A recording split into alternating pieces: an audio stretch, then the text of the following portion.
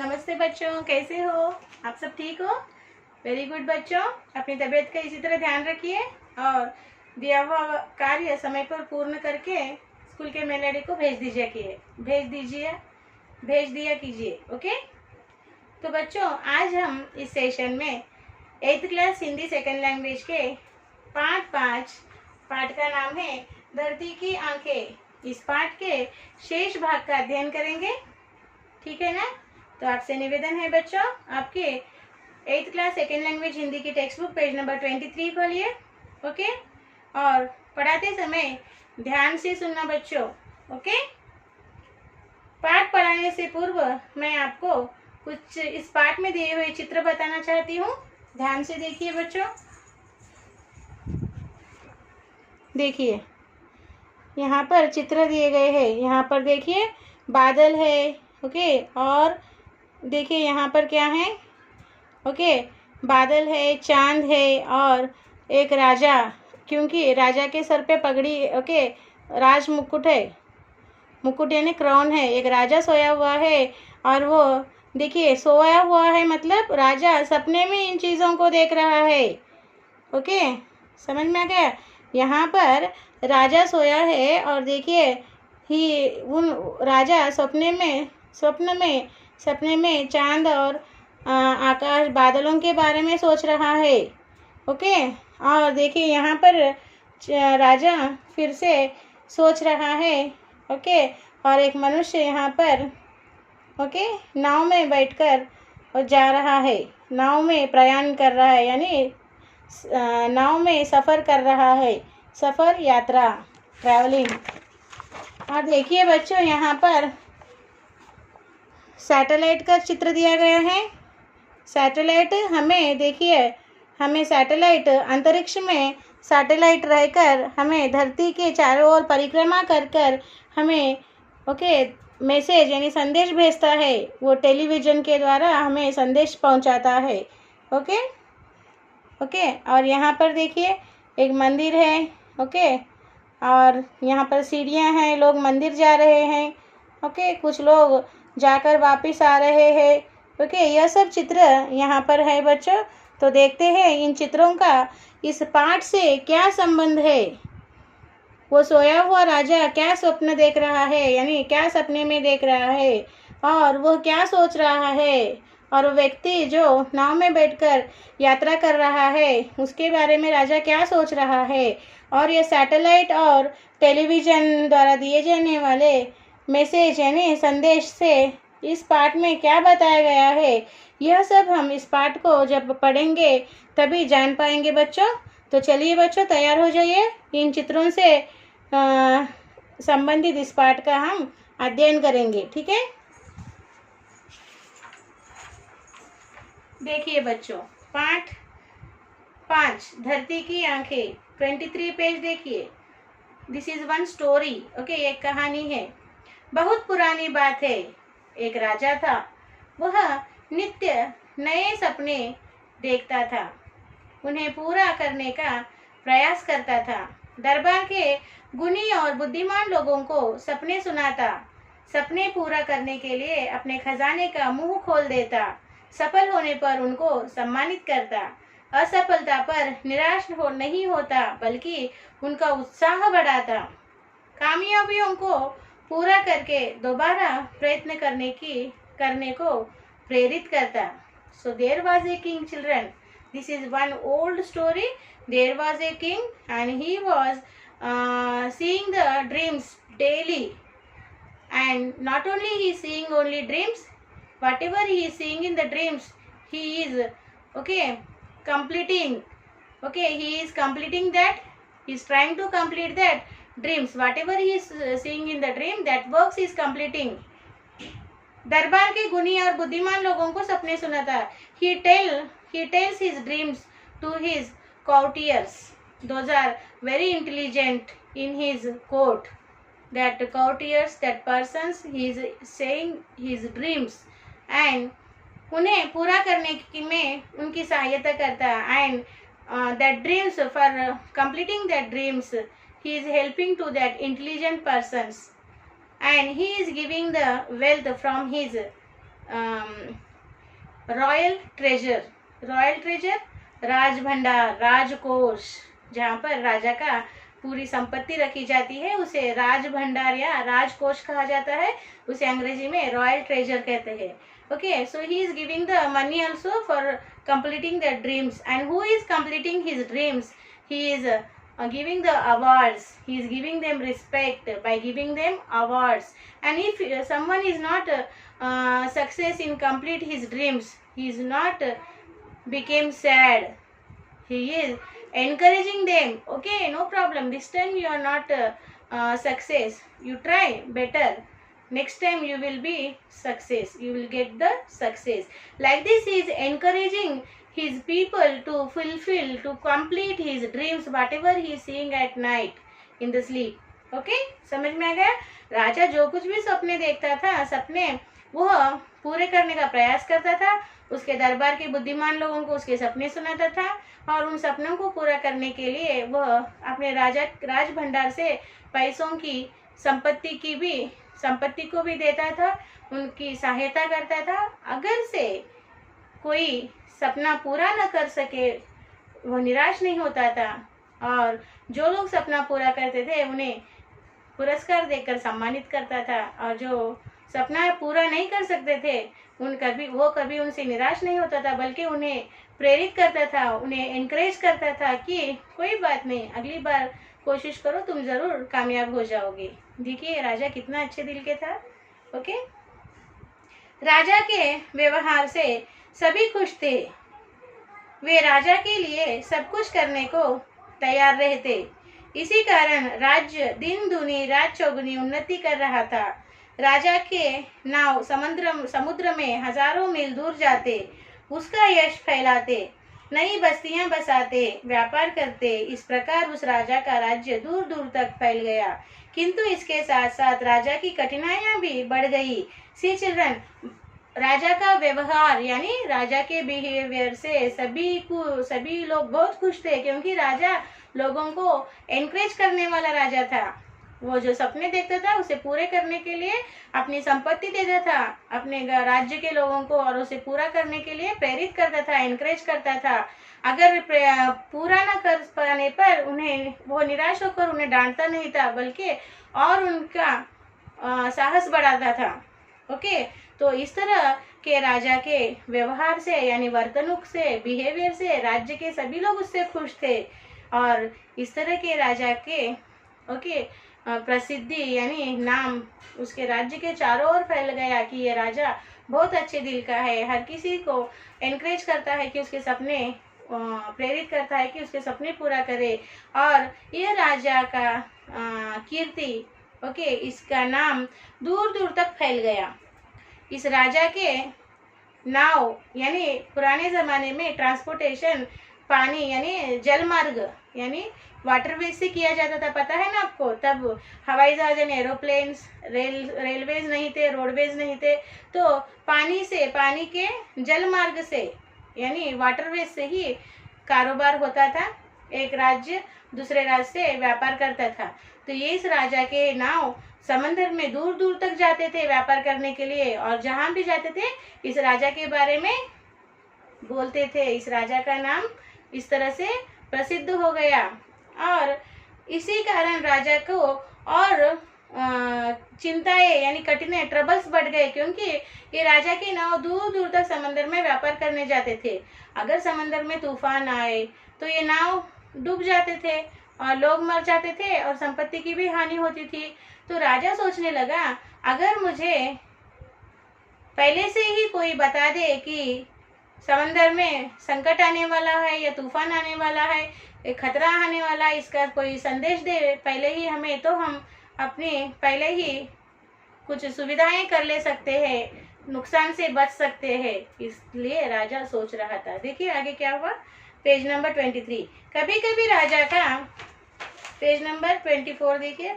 कभी कभी राजा का नाव जहाज डूब जाता था या हमले का शिकार होता था, या डाकू लोग नाव पर हमला करके संपत्ति लूटते थे और लोगों को मार देते थे.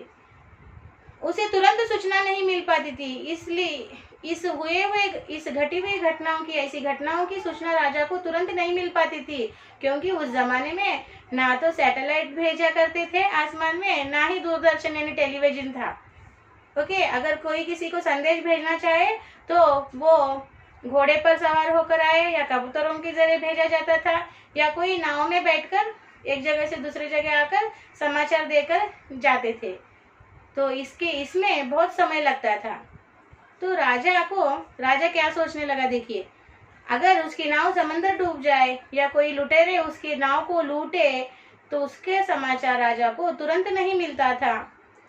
इसी तरह यदि किसी क्षेत्र में कोई भयानक स्थिति पैदा हो जाती या कहीं कोई उत्सव आदि होता तो राजा न तो उसे देख पाता और न ही शीघ्र जान पाता।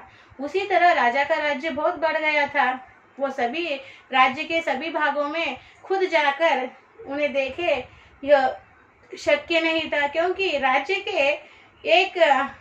के कई भागों में एक ही समय कभी कोई उत्सव यानी कोई त्योहार मनाए जाते थे, कभी कोई कार्यक्रम किए जाते थे। सभी जगह वो एक ही समय जा नहीं सकता था और घर बैठे सभी जगह होने वाले कार्यक्रमों को देख नहीं पाता था। जैसे कि आज हम घर बैठे सभी हमारे देश के कार्यक्रम देख सकते हैं, विदेशों के यानी फॉरेन के भी कार्यक्रम देख सकते हैं। किसके सहारे? टीवी के सहारे, टेलीविजन के सहारे और इंटरनेट के सहारे। ओके, मगर उस जमाने में ये सुविधाएं नहीं थी। तो क्या सोचने लगा, देखिए राजा। एक दिन राजा चांदनी रात का आनंद ले रहा था। एक दिन राजा रात में चांदनी रात यानी स्टार्स होते हैं ना आकाश में, तो उस चांदनी रात में राजा उसका आनंद ले रहा था और चांद को देखकर वो सोचने लगा, और वो चांद को देख रहा, he is looking at the stars and moon and he is thinking, काश मैं चांद तक पहुंच पाता। If I reach to the moon, तब मैं वहां बैठकर अपने पूरे राज्य को आसानी से देख लेता। If I reach to the moon, I will sit into the moon and I will look all my kingdom peoples। देखिए राजा की इच्छा, अगर वह चांद तक पहुंच पाता तो चांद पर बैठकर वह सारी धरती का यानी उसके राज्य के लोगों का निरीक्षण कर पाता, सभी लोगों को देख पाता। ऐसे सोचने लगा राजा। सोचते सोचते राजा को नींद आ गई। इसी तरह सोचते सोचते राजा को नींद आ गई। He was slept like this thinking. He got a sleep and he was asleep. उसने एक विचित्र सपना देखा। In the sleep he saw one wonderful dream. विचित्र यानी वंडरफुल ड्रीम, विचित्र सपना वंडरफुल ड्रीम। राजा को लगा जैसे चांद की दो आंखें हैं। देखिए सोचते सोचते राजा ने स्वप्न में क्या देखा, चांद की दो आंखें हैं और मुंह भी है, मुंह यानी माउथ भी है। चांद अपनी बड़ी बड़ी आंखों से इधर उधर देख रहा है और कह रहा है, देखो वह तुम्हारी नाव चली जा रही है। अरे समुद्र में तूफान आने वाला है, चिंता मत करो, मैं अभी तुम्हारी नाव को सूचित करता हूँ कि वह अपना मार्ग बदल ले। अरे तुम्हारे राज्य पर किसी ने हमला किया है, शीघ्र ही सहायता के लिए सेना भेजो।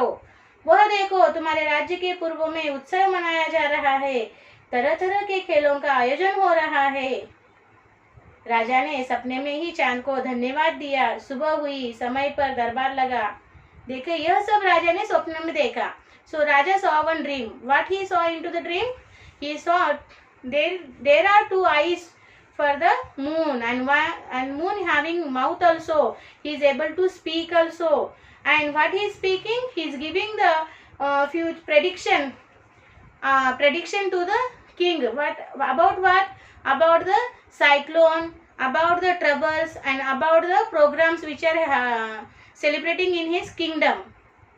In the dream, the moon is giving the prediction or messages to the kings. Okay, and like this, the king is alerting, and they are saving themselves.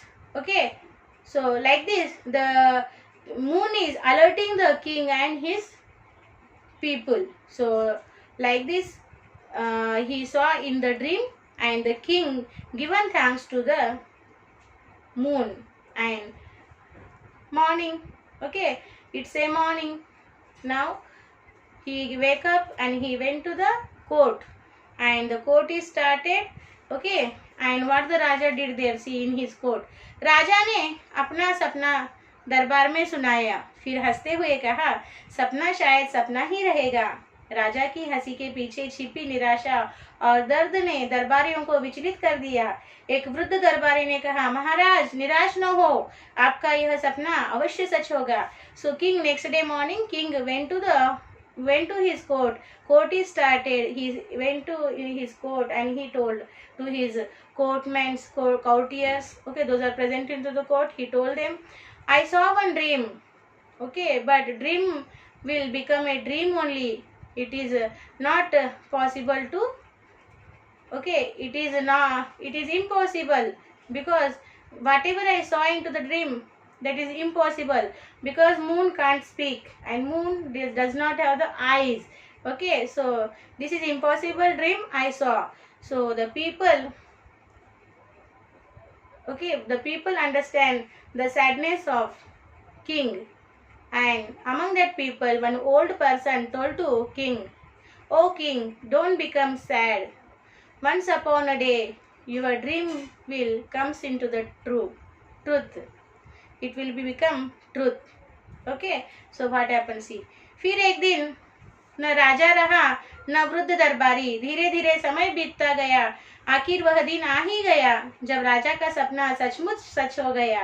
आज सैकड़ों कृत्रिम उपग्रह पृथ्वी की परिक्रमा कर रहे हैं। आज अकेला चांद ही हमारी धरती की आंख नहीं है। अंतरिक्ष में सैकड़ों कृत्रिम उपग्रह चक्कर काट रहे हैं जो कई नई बातों की जानकारी हमें देते हैं। So children, today that king was not alive, and that old person who is told to king, oh king, don't become sad. Once upon a day will come that your dream will comes into the truth. That old person also not alive now. Time is passed away, and but now what the dream that king was saw in his sleep, that became truth. How? Now many satellites, कृत्रिम means artificial, many artificial satellites, कृत्रिम उपग्रह, artificial satellites. Today many artificial satellites are, okay, roaming, okay, into the sky. They are rotating around the earth and giving different types of messages to us. You know that, children. Okay, so different types of messages, they are reaching to the earth and they are saving us from the natural disasters, from the troubles. Okay, so that Raja whatever saw he in his dream, that is comes into the truth now. कृत्रिम उपग्रह सचमुच धरती की, okay, चक्कर काटते हैं, आंखों के समान हैं. So these artificial satellite are not eyes of the earth.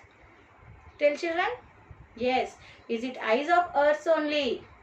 ये धरती की आंखें हैं, because they are rotating around the earth and they are every time they are capturing the different events whatever is happening onto the earth, and they are sending the message to the people those are living on the earth. So these are the working as a eyes of earth, who artificial satellites. वे सब देख लेते हैं समुद्र में उड़ते तूफान, धरती पर होने वाले तरह तरह के विस्फोट, यहाँ वहाँ चलने वाले भयानक युद्ध.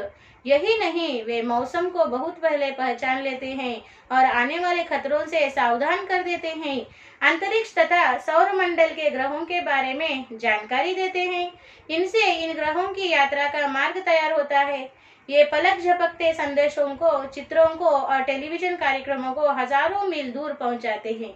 So children, today nowadays these artificial satellites, कृत्रिम उपग्रह, okay, every minute rotating around the earth and they are giving the message about cyclones rising into the oceans and the incidents, the dangerous incidents taking place onto the earth, and they are giving the messages about the, okay, dangerous battle.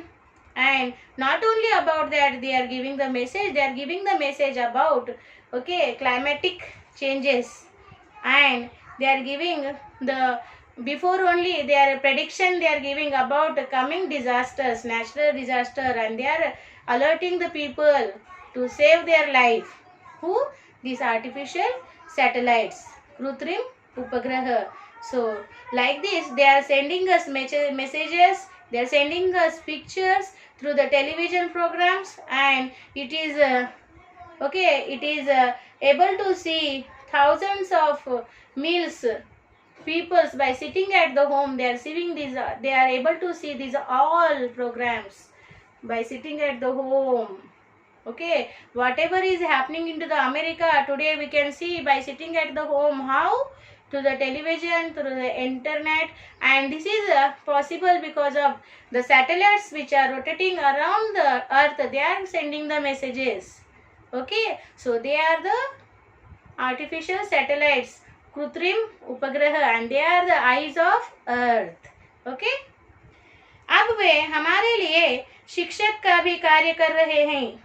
ऐसे शिक्षक जो अंतरिक्ष में घूमते घूमते हमारे किसानों और बच्चों को नई नई बातें सिखा रहे हैं। इन उपग्रहों की नज़र बड़ी तेज है, इनसे कोई बात छिपी नहीं, इसलिए इनसे बढ़िया जासूस भला कौन हो सकता है। देखिए क्या कहा गया यहाँ पर, टुडे, अब वे हमारे लिए शिक्षक का भी कार्य कर रहे हैं। Today this satellites, artificial satellites, कृत्रिम उपग्रह, they are working as a today like a teacher. They are teaching to our farmers and to our childrens new subjects. Okay, and these artificial satellites having very sharp sight, बड़ी तेज नज़र है इन उपग्रहों की। का अर्थ क्या है? इन उपग्रहों की बड़ी तेज नज़र है, इसका अर्थ है these artificial satellites having very sharp sight, इनसे कोई बात छिपी नहीं रहती। From these satellites nothing is hide, इसलिए इनसे बढ़िया जासूस भला कौन हो सकता है। So these are, except these, no one is a big detective. These are very big and intelligent detectives. Who? Artificial satellites, कृत्रिम उपग्रह। ये सैकड़ों मील की ऊंचाई से चित्र खींचते हैं और शत्रु की सैनिक तैयारियों के बारे में जानकारी देते हैं। From very high distance they are taking the pictures and they are capturing the pictures of enemy countries. Those are making a plan to trouble to any country and sending to the persons, those are onto the earth. काश आज वह राजा होता तो अपना सपना सच होता, देख कितना खुश होता। Oh no, if that king was alive today and he will see his if he will see his dream comes into the truth, how happy he become. Okay, because whatever he saw in his dream in the old period, that now comes into the truth. So if he was alive now, how much he will become happy. Okay, समझ में आ गया? पाठ समझ में आ गया बच्चों? Very good बच्चों। Okay, अब हम इस पाठ को पढ़ेंगे।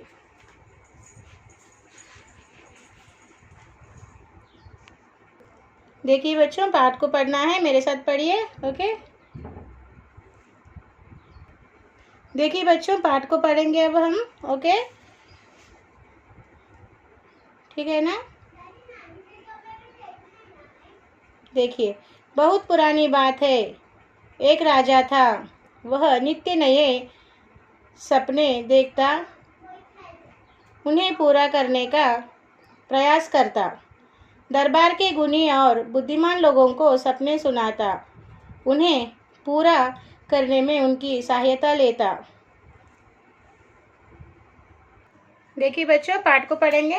बहुत पुरानी बात है, एक राजा था, वह नित्य नए सपने देखता, उन्हें पूरा करने का प्रयास करता, दरबार के गुणी और बुद्धिमान लोगों को सपने सुनाता, उन्हें पूरा करने में उनकी सहायता लेता, सपने पूरा करने के लिए अपने खजाने का मुंह खोल देता, सफल होने पर उनको सम्मानित करता।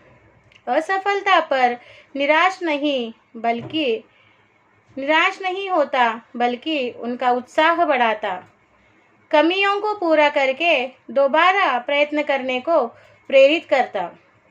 राजा के व्यवहार से सभी खुश थे। वे राजा के लिए सब कुछ करने को तैयार रहते। इसी कारण राज्य दिन दूनी रात चौगुनी उन्नति कर रहा था। राजा के नाव समुद्र में हजारों मील दूर जाते, उसका यश फैलाते, नई बस्तियां बसाते, व्यापार करते। इस प्रकार उस राजा का राज्य दूर दूर तक फैल गया। किंतु इसके साथ साथ राजा की कठिनाइयां भी बढ़ गई। कभी कभी राजा का, ठीक है बच्चों, अब पेज नंबर 24 खोलिए। देखिए बच्चों, नाव या जहाज डूब जाता या हमले का शिकार हो जाता तो उसे तुरंत सूचना नहीं मिल पाती। इसी तरह यदि किसी क्षेत्र में कोई भयानक स्थिति पैदा हो जाती या कहीं कोई उत्सव आदि हो जाता तो राजा न तो उसे देख पाता और न ही शीघ्र जान पाता। ऐसे में सहायता भेजने में भी विलंब होता। एक दिन राजा चांदनी रात का आनंद ले रहा था। चांद को देखकर वह सोचने लगा, काश मैं चांद तक पहुंच पाता, तब मैं वहां बैठकर अपने पूरे राज्य को आसानी से देख लेता। सोचते सोचते राजा को नींद आ गई। उसने एक विचित्र सपना देखा। राजा को लगा जैसे चांद की 2 आंखें हैं, मुंह है। चांद अपनी बड़ी बड़ी आंखों से इधर उधर देख रहा है और कह रहा है, देखो वह तुम्हारी नाव चली जा रही है। अरे समुद्र में तूफान आने वाला है, चिंता मत करो, मैं अभी तुम्हारी नाव को सूचित करता हूँ कि वह अपना मार्ग बदल ले। अरे तुम्हारे राज्य पर किसी ने हमला किया है, शीघ्र ही सहायता के लिए सेना भेजो।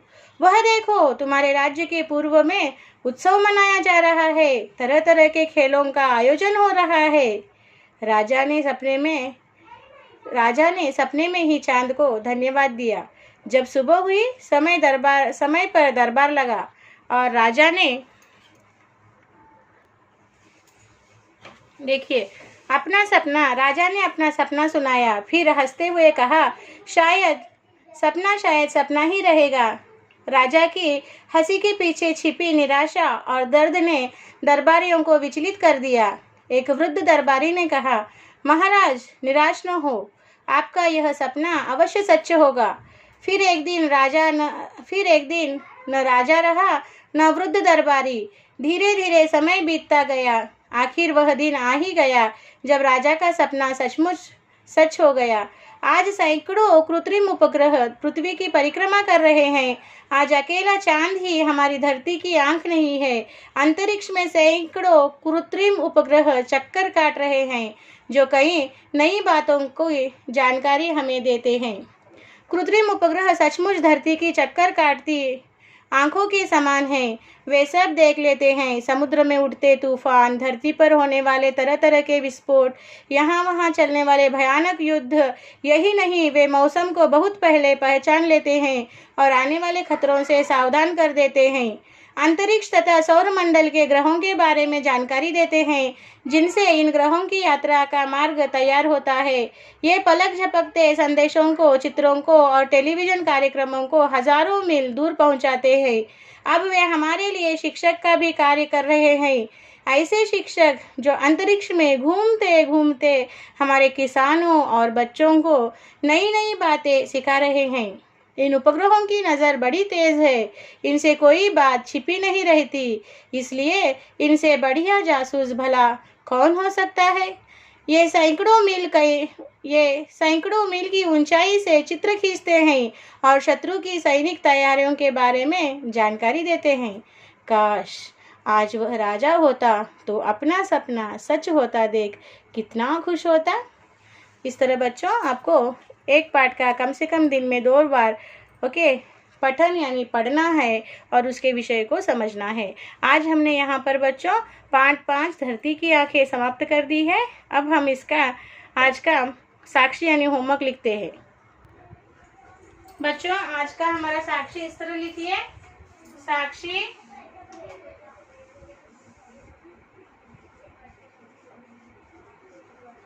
साक्षी,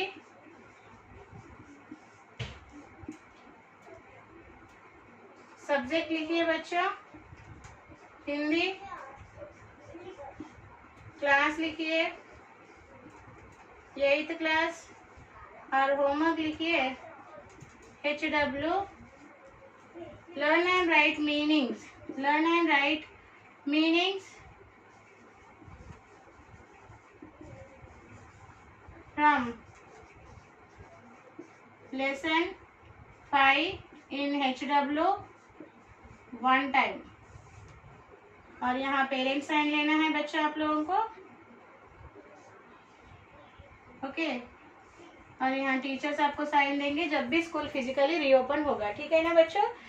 आज आपको होमवर्क क्या दिया है बच्चों, 5 के शब्दार्थ जो आपके स्टडी मटेरियल में है उसे देखकर आपको होमवर्क बुक में एक बार लिखना है और जो स्कूल का मेल आईडी दिया गया है उसे भेज देना है। यहाँ पर हमने पाठ का अध्ययन किया है और इस पाठ से जुड़े अदर अंशों को, प्रश्नोत्तरों को, ऑब्जेक्टिव्स को हम आने वाले सेक्शन में बातचीत करेंगे। सो बच्चों, तब तक के लिए धन्यवाद, बाय बाय।